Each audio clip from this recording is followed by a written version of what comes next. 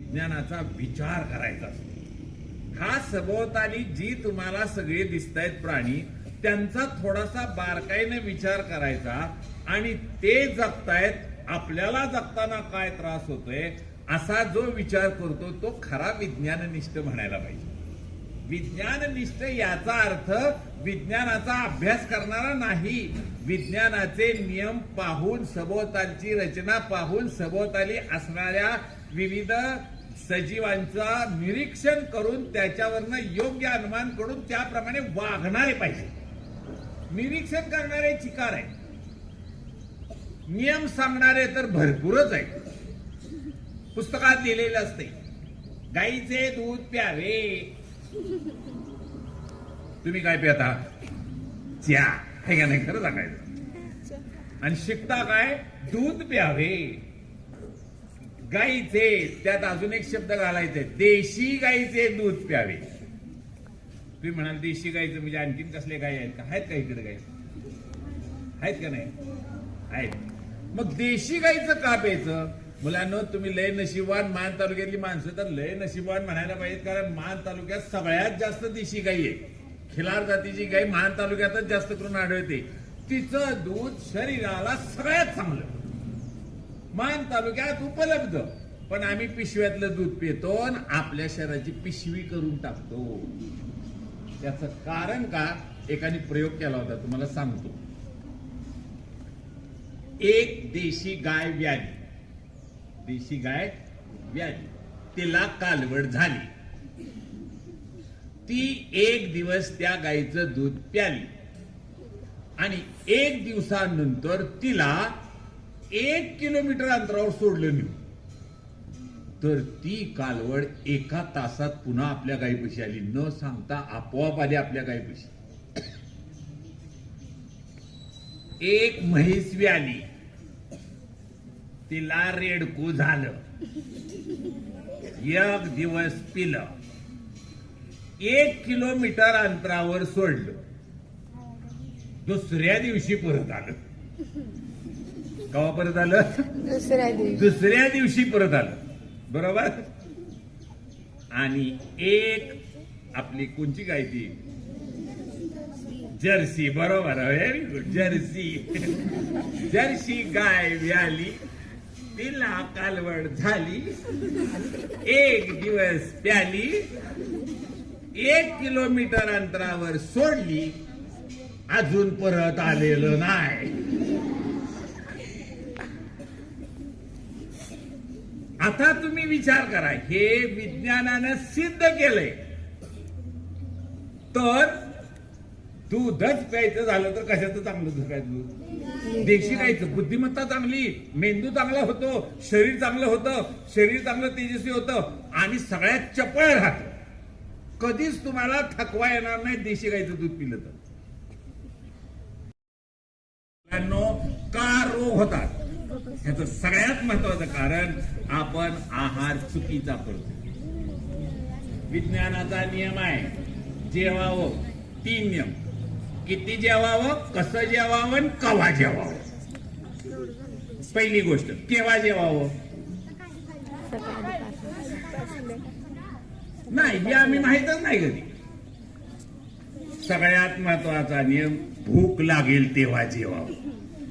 केव्हा जेवायचं? भूक लागेल.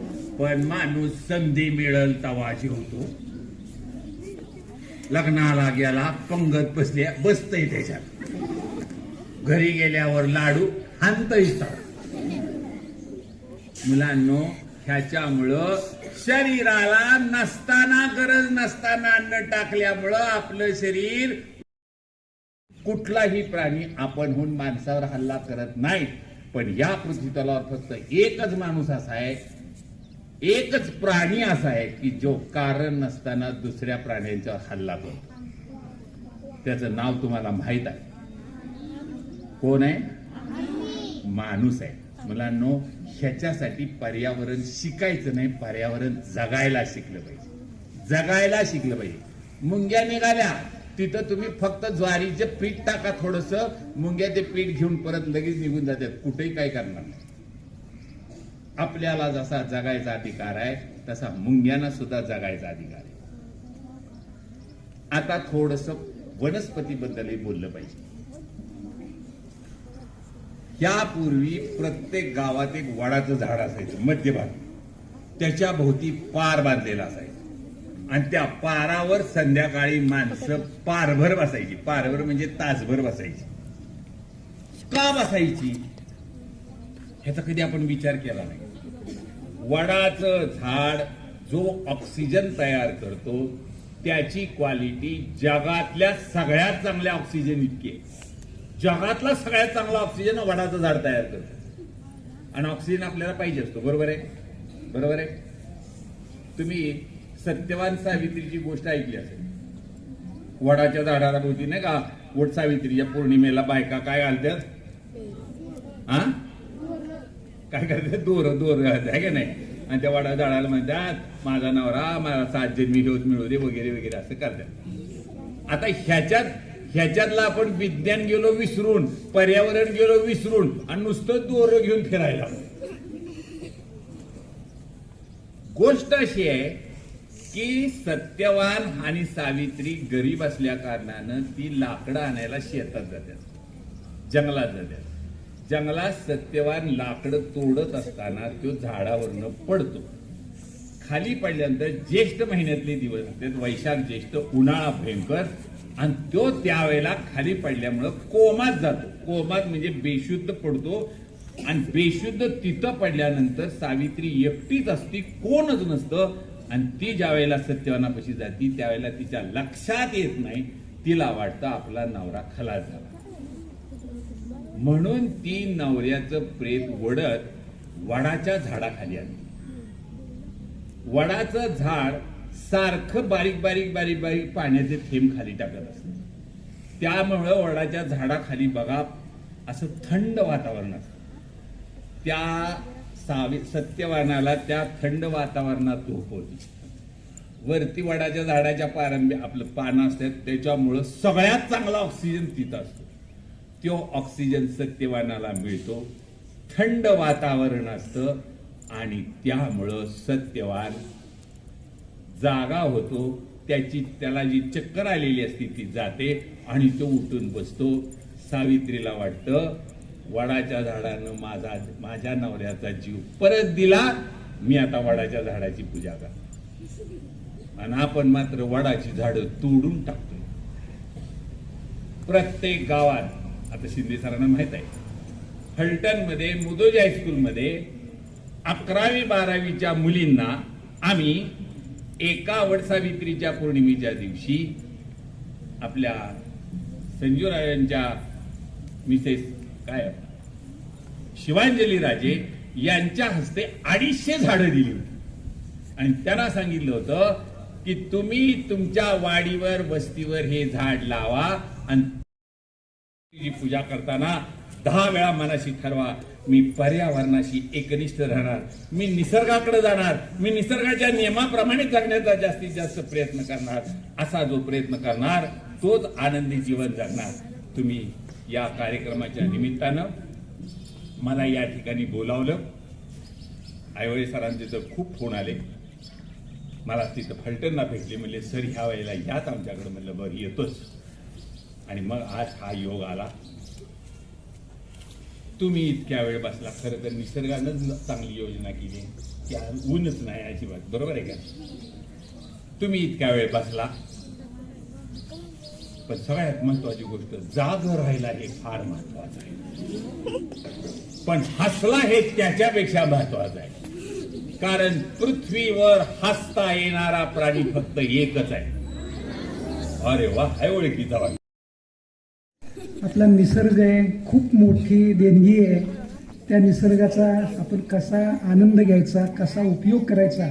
त्याचप्रमाणे आपलं शरीर देवानं जे दिलं आहे तेही खूप चांगलं शरीर आहे. आणि त्याची ठेवण किंवा त्याचा उपयोग, त्याला कशा सवयी लावायच्या, निसर्ग आणि आपलं शरीर या दोघांचं नातं खूप मोठं आहे. हे सरांनी आज या ठिकाणी तुम्हाला विषद केलेलं आहे. सरांचा विषय खरं गणित आहे, पण विज्ञानाकडं आणि कुठल्याही विषयाकडं ते जरी कुठलाही विषय दिला त्यांना तरी तुमच्यासमोर ते विद्यार्थ्यांना तरी हसत खेळत ठेवतात. सर 2009 साली सेवानिवृत्त झालेले आहे. 14 वर्ष सेवानिवृत्त झालेले त्यांना आहेत, तरीही आज ते इतक्या स्पष्टपणे आणि तुम्हाला चांगल्या प्रकारे खेळवून ठेवायचं काम करतायत. आजही गणित अध्यापक मंडळाचं दरवर्षी एक अधिवेशन राज्यभर असतं. राज्याच्या कुठल्याही कोपऱ्यात वगैरे असलं तरी सर त्या अधिवेशनाला जातात आणि सातारा जिल्हा गणित अध्यापक मंडळाचा कार्यक्रम असला तरी ते कधी चुकवत नाहीत. म्हणजे आपल्या एवढ्या वयातही ते इतकं चांगलं कार्य करतात, विद्यार्थ्यांचंही हसवून खेळून ठेवतात. तुम्हाला असंही वाटलं असेल की अजूनही बराच कार्यक्रम सरांनी सांगावा किंवा हसवत ठेवावं, पण वेळेला मर्यादा असते आणि त्यामुळं आपण या ठिकाणी त्यांचा कार्यक्रम इथं संपवतोय. सर या ठिकाणी आले, आपल्या निमंत्रणाला मान देऊन, त्याबद्दल सर्व प्रशालेच्या शिक्षकांच्या, प्रशालेच्या वतीनं, आपल्या सर्व विद्यार्थ्यांच्या वतीनं मी सरांचं मनपूर्वक आभार मानतो. त्याचप्रमाणे योग आला तर आणखी एखाद्या कार्यक्रमाला आपण या वर्षात त्यांना परत बोलवूया ही अपेक्षा या ठिकाणी व्यक्त करतो. आणि आता